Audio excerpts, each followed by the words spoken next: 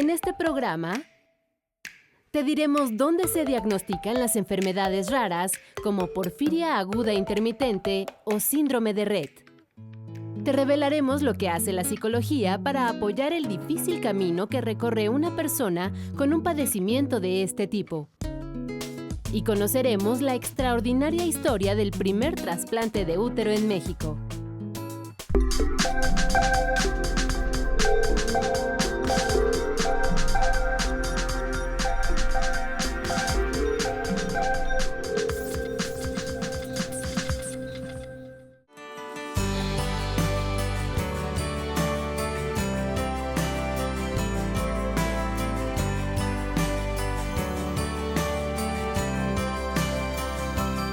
Bienvenidos a Factor Ciencia, soy Lucía Vázquez y los saludamos desde la Escuela Superior de Medicina del Instituto Politécnico Nacional, aquí en el casco de Santo Tomás. Hoy vamos a hablar de un tema muy especial y del que se conoce todavía muy poco. Se trata de las enfermedades raras, aquellas que afectan un porcentaje muy pequeño de la población. Los especialistas aseguran que existen alrededor de 7,000 enfermedades de este tipo. Sin duda, un tema muy interesante, así que no se pueden perder este programa. Esto es Factor Ciencia, comenzamos.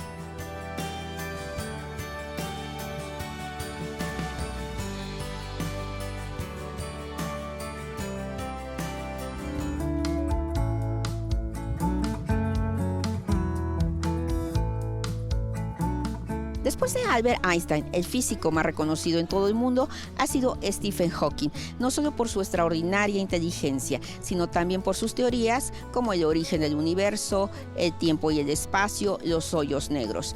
Además, por su gran capacidad de sobrellevar una enfermedad que le fue diagnosticada desde los 21 años, la esclerosis lateral amiotrófica.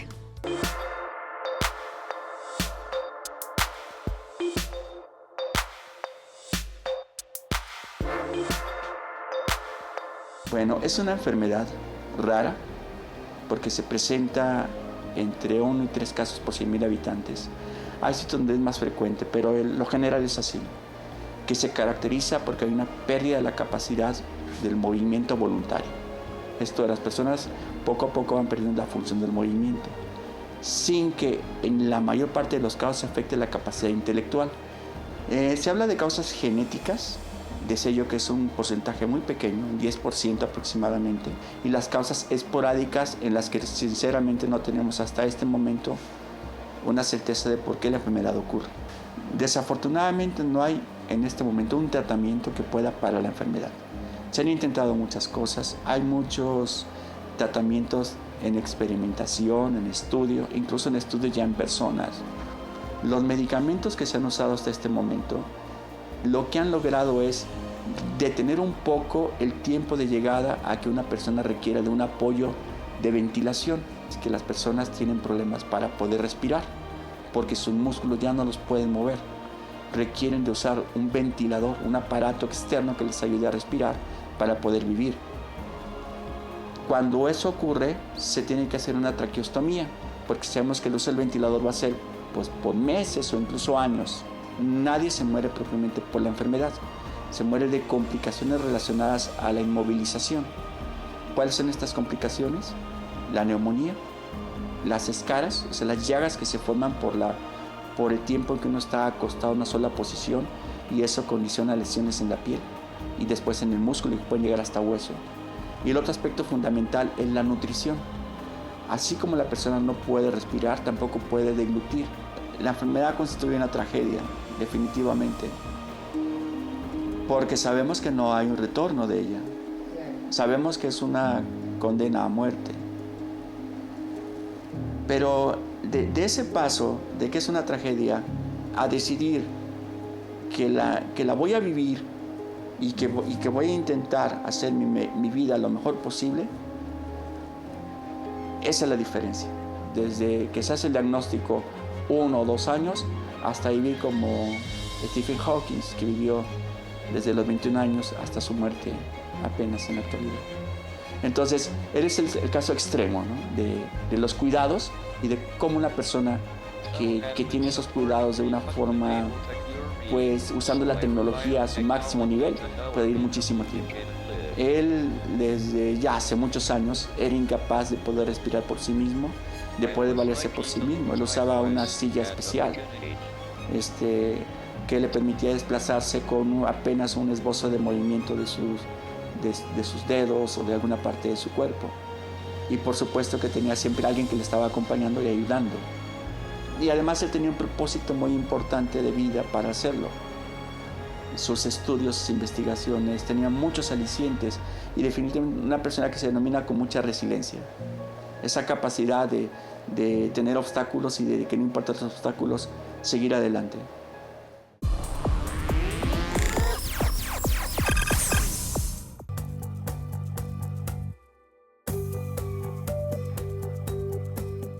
El vínculo que se crea entre un paciente con una enfermedad rara y su médico tratante es fundamental. Este es el caso de Marcela Meléndez y la doctora Susana Monroy, presidenta de la Agrupación de Pacientes de Porfiria en México. Esta cadena de ADN es el tatuaje de Marcela, superviviente de porfiria aguda e intermitente, enfermedad genética cuyo diagnóstico a menudo se confunde. Pues todo empezó en el 2009 con un dolor abdominal severo, muy fuerte. Otros síntomas son dolor en el pecho, presión arterial alta, dificultad para respirar, náusea y vómito. Debido a mutaciones en ciertos genes, quien padece esta enfermedad rara no produce un componente esencial llamado grupo hemo, que se encuentra en proteínas como la hemoglobina, encargada de transportar el oxígeno en la sangre. Lo que ocurre es que no puedo producir de manera eficiente ese grupo hemo, pero además se generan dos sustancias súper tóxicas que tienen acción directamente sobre lo que es sistema nervioso central y los nervios de todo el cuerpo.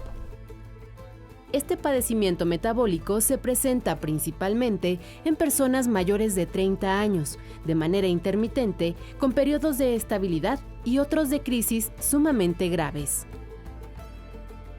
Si un paciente con un ataque grave, inevitablemente va a morir, pero desafortunadamente a veces la muerte no es lo peor que le puede pasar a un paciente maltratado.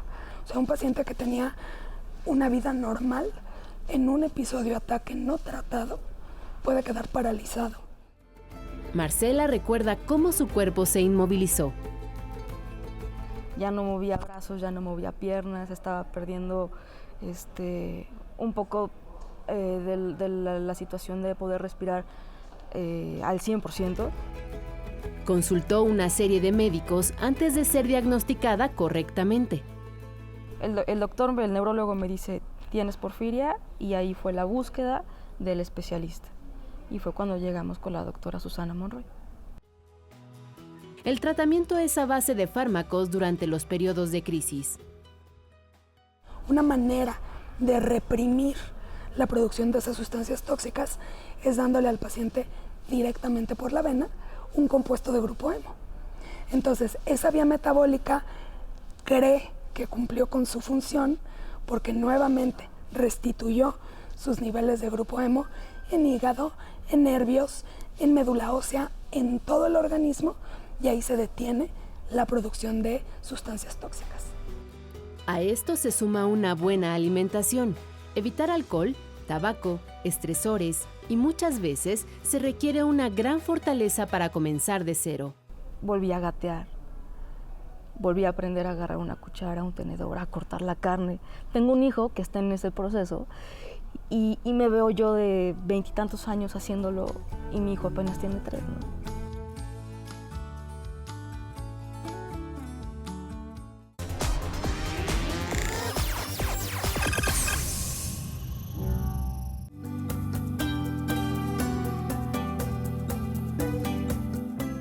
En nuestro país, el Instituto Nacional de Medicina Genómica, el INMEGEN, es una de las instituciones de primer nivel que realiza diagnóstico e investigación de enfermedades raras. Se han llamado enfermedades raras porque afectan a un reducido sector de la población. Se estima que en México, 8 millones de personas presentan este tipo de padecimientos. El mayor problema es contar con un diagnóstico certero para conocer de qué enfermedad se trata y cómo atacarla. Situación que puede tardar años después de consultar a varios médicos. Muy difícil hablar de enfermedades raras como cuando son 7,000, 8,000 enfermedades distintas. En el Instituto Nacional de Medicina Genómica, INMEGEN, a través de pruebas de ADN, identifican y estudian enfermedades raras, también llamadas de baja prevalencia, pues el 80% de los casos tiene un componente genético. Esto es una alteración congénita o que a lo largo de la vida de una persona sana, un gen simplemente mutó. Y en ese ADN está toda la información genética que heredamos de nuestra mamá y de nuestro papá. Y entonces ahí es cuando son enfermedades genéticas, sobre todo monogénicas, es decir, que creemos que es un solo gen el afectado, ahí está toda esa información. Una misma enfermedad puede ser provocada por diferentes mutaciones. La genómica es capaz de encontrar con exactitud el gen que ha fallado para determinar la atención médica que necesita cada persona. Bueno, yo creo que es muy importante que la sociedad sepa que estamos haciendo esto, que los médicos sepan, porque a veces la información no se conoce, ¿no? No llevamos mucho tiempo haciendo esto, llevamos aproximadamente 2 años. Y muchas veces, sobre todo en los estados, dicen, ¿dónde podemos hacer esto? Y no se sabe, ¿no? Es así como la genómica se abre paso para enfrentar el gran reto que constituyen las enfermedades raras, desde la búsqueda de un diagnóstico hasta brindar el mejor tratamiento.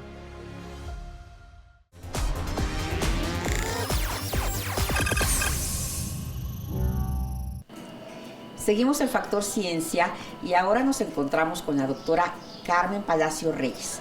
Ella es genetista del Hospital Juárez de México y participa también aquí en la Escuela Superior de Medicina del Instituto Politécnico Nacional como colaboradora. Doctora Carmen, muchísimas gracias por recibirnos aquí a Factor Ciencia. Al contrario, Lucía, gracias por estar aquí y gracias por la invitación. Queremos saber de qué manera el sector salud enfrenta la problemática de las enfermedades raras. Platícanos, ¿qué se está haciendo aquí en nuestro país? Bueno, aquí en México en los últimos años ha habido muchos cambios. Uno de las áreas que más se dedica a ver las enfermedades raras es el médico especialista en genética. Y esto es porque pues, el 80% de las enfermedades raras tienen un origen genético, es decir, un origen en el material de la herencia. ¿Los mexicanos somos propensos a determinadas enfermedades raras? No, en general no. En general es igual en todas las poblaciones.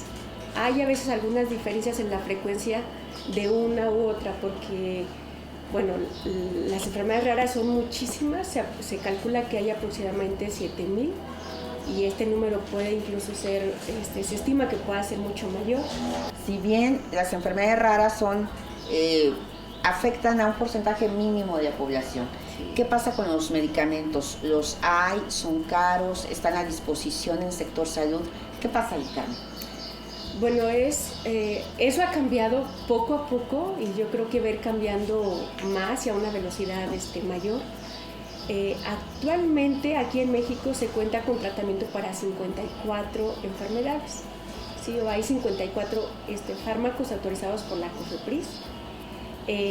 Sin embargo, bueno, en el mundo, por ejemplo en Estados Unidos, hay 500 fármacos que se utilizan y se estima que se están estudiando otros 450, o sea, alrededor de 1,000 fármacos, ¿no? Pues aquí en México, pues apenas están autorizados 54, pero bueno, esto ha sido reciente, digamos que en los últimos 10 años es cuando han ido apareciendo, cuando se le están administrando a los pacientes y entonces ha habido pues ahora sí que más leyes o se ha incluido este tema en las leyes y entonces los pacientes tienen más esta oportunidad, ¿no? Bien, sin duda un tema muy muy interesante. Doctora Carmen Palacio Reyes, muchísimas gracias por estar con nosotros aquí en Factor Ciencia.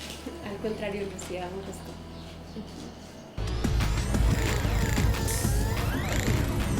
Hola, soy Lucero Andrade y a mí me gustaría saber cómo la psicología ayuda a los pacientes con enfermedades raras. La psicología lo que hace es justo tratar de hacerles entender a los pacientes de qué se trata la patología, empezar a aceptarla, empezar a modular sus emociones. Las enfermedades raras tienen la característica de presentarse generalmente en edades tempranas. Emocionalmente, pues a la familia le es difícil entender que el pequeñito pueda no sobrevivir, porque también es otra característica. Los tiempos de sobrevida, dependiendo de la enfermedad, van a estar variando y a veces no tienen expectativa de vida tan larga. El dolor crónico que también viven lo reportan pues igual como la tercera parte al menos de los pacientes. Entonces emocionalmente pues eso te va a afectar, ¿no? Que estés viviendo con dolor todo el tiempo.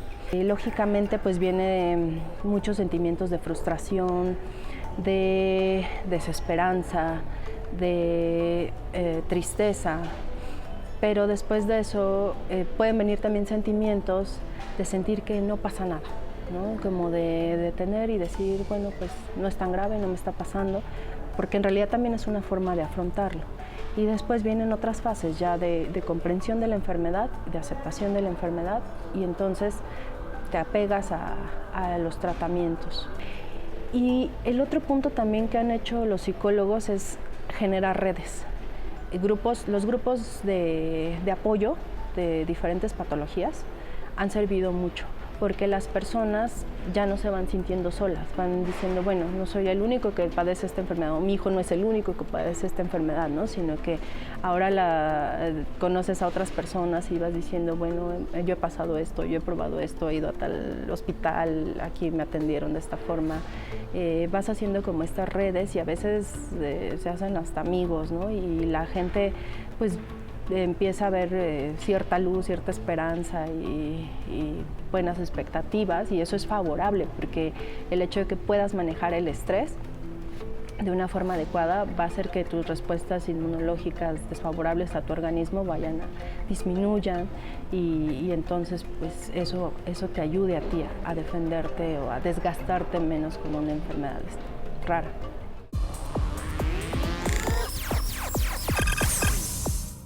En el mundo, 1 de cada 5,000 mujeres nace sin matriz, padecimiento que se incluye dentro de las enfermedades raras. Ahora vamos a ver al médico que realizó el primer trasplante de útero en México.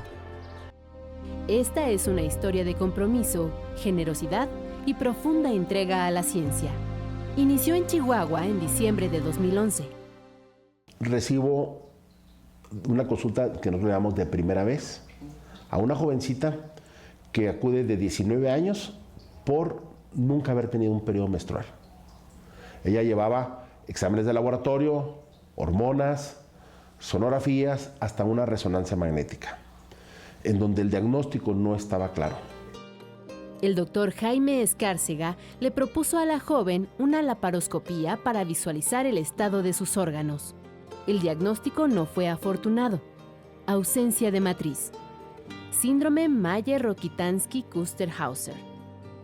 Enfermedad rara que afecta a 1 de cada 5,000 mujeres en el mundo.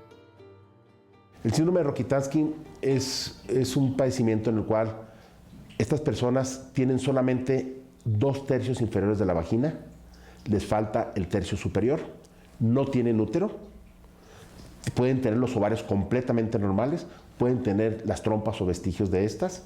Algunas de ellas se acompañan, hay varios tipos, con la falta de un riñón o con un riñón en herradura o alteraciones en las vías urinarias, pero básicamente, digamos, el signo central es que tienen una ausencia uterina. En ese momento no había mucho que hacer. 3 años después, el doctor Escárcega viajó a Europa para escuchar una conferencia del doctor Mats Brandström, el primer médico en el mundo que se atrevió a realizar un trasplante de útero. Lo primero que me llamó muchísimo la atención fue que él dice que la experiencia les dice que el trasplante de riñón y el trasplante de útero son técnicamente muy similares. La misma manera como se selecciona un riñón, se selecciona un útero. La manera donde se hace la anastomosis, que es el paso fundamental de pegar las arterias del útero, se pegan en el mismo lugar que el riñón. Y la inmunoterapia, que es la inmunosupresión, que es el tratamiento para que no vaya a rechazar el órgano, es exactamente el protocolo muy parecido a lo que se usa en riñón. Después de escuchar al especialista sueco, el doctor Escárcega descubrió que podría ayudar a aquella joven que lo buscó en el 2011. Convenció a un equipo experimentado de médicos para practicar la técnica del doctor Brandström hasta dominarla. Y contracorriente, obtuvieron los permisos ante la COFEPRIS y el Centro Nacional de Trasplantes. Eso lo empezamos más o menos en noviembre del 2014. Nosotros empezamos a escribirlo de algo que no había información. También hacía falta una donación. La encontraron en una mujer viva de 48 años. Así, el 18 de febrero del 2019, en la ciudad de Chihuahua, se realizó el primer trasplante de útero en México. Fuimos a la paciente, hicimos la preparación. Desecamos la vejiga, subimos la vejiga, dejamos la vagina lista para poder conectarla. Posteriormente a eso, hicimos los ligamentos, porque había que hacer un corte para poder hacer los ligamentos para fijar el útero. Fue una cirugía compleja y a la vez profundamente esperanzadora.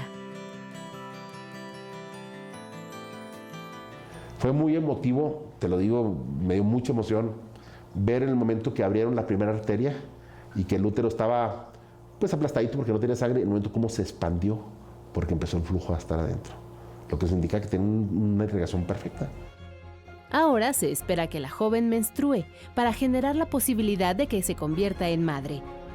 Es una gran historia donde la ciencia solo es el medio para tocar vidas de manera extraordinaria.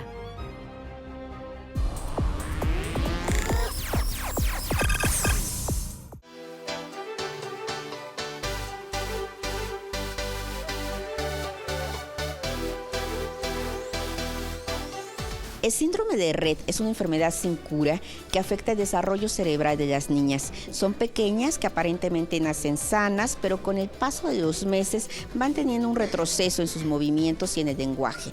La fisioterapia, la terapia del lenguaje y el apoyo de la familia son claves para mejorar su calidad de vida. Linda y Eliel tienen 3 hijos. La más pequeña es Marifer, de 3 años de edad, quien padece síndrome de Rett. Un trastorno que provoca afecciones físicas y mentales como retraso cognitivo, convulsiones, pérdida del movimiento, del habla y del contacto visual, dificultad para masticar y respirar. El síndrome de Rett es una enfermedad genética que está considerada dentro del grupo de enfermedades raras porque su frecuencia es de 1 en 10,000. Es una alteración que afecta casi exclusivamente a niñas. Los varoncitos con Rett se abortan o se mueren muy pronto después del nacimiento y esa es la causa por la que no vemos varones con Rett. El origen de la enfermedad es una mutación en el cromosoma X. Todos los seres humanos normalmente tenemos 46 cromosomas. Heredamos 23 del óvulo de la mamá y 23 del esperma del papá. Pero los varones tienen 46 cromosomas, un X heredado de la mamá y un Y heredado del papá. Las mujeres tenemos 46 cromosomas con 2 cromosomas X, uno heredado de la mamá y el otro del papá. Pero como las mujeres tenemos 2 cromosomas X, pues preferimos trabajar con el X bueno que con el que está mutado y entonces por eso las niñas con síndrome de Rett sobreviven. Linda nos cuenta que en principio el desarrollo de Marifer era parecido al de sus hermanos. Después, algo ocurrió, como un retroceso en el tiempo. El desarrollo del bebé es normal hasta los 18 meses, ¿no? Pareciera que va viendo en popa, ¿no? Pero empieza a perder las habilidades, ¿no? Entonces Marifer así empezó a perder la habilidad del habla, la habilidad como de tener contacto, ¿no? Y después pues ya fue la de las manos, o sea que pues ya no podía comer por sí sola. Un conjunto de trastornos que se desencadenan en cascada y requieren la atención de un grupo de médicos. Tiene que ver un ortopedista, es muy importante porque tienden a tener esclerosis las niñas, sobre todo cuando se le empiezan a atrofiar los músculos o cuando no tiene mucha movilidad. Otro médico que es importante es ver un cardiólogo, porque pueden tener problemas con el corazón. Otro médico que es importante también es un neumólogo. Tienen ellas mucha parte de muchos problemas de respiración. Los genetistas o neuropediatras son los especialistas que diagnostican Rett. Otros médicos lo llegan a confundir con otras enfermedades. Sabemos que hay muchas niñas con un diagnóstico de autismo, de epilepsia, de retraso en el desarrollo global, de otro tipo de alteraciones y que no tienen este diagnóstico pues ya concreto, ¿no? Esta enfermedad es como si fueras en una carretera de muchas curvas, ¿no? Entonces en ciertas curvas pues te toca un paisaje padrísimo, ¿no? Pero de repente en la siguiente curva puede venir obstáculos, ¿no? Y esos obstáculos pueden ser muy difíciles, ¿no? Sí le pediría a las autoridades que no retiren los apoyos a la discapacidad, que necesitamos muchos apoyos, que necesitamos su comprensión, porque pues sí estamos solos. El Rett es una enfermedad muy costosa que todavía no tiene cura. Sin embargo, un diagnóstico temprano, la terapia física, el apoyo y la convivencia con la familia hacen la diferencia para que estas pequeñas se adapten de mejor manera a su entorno.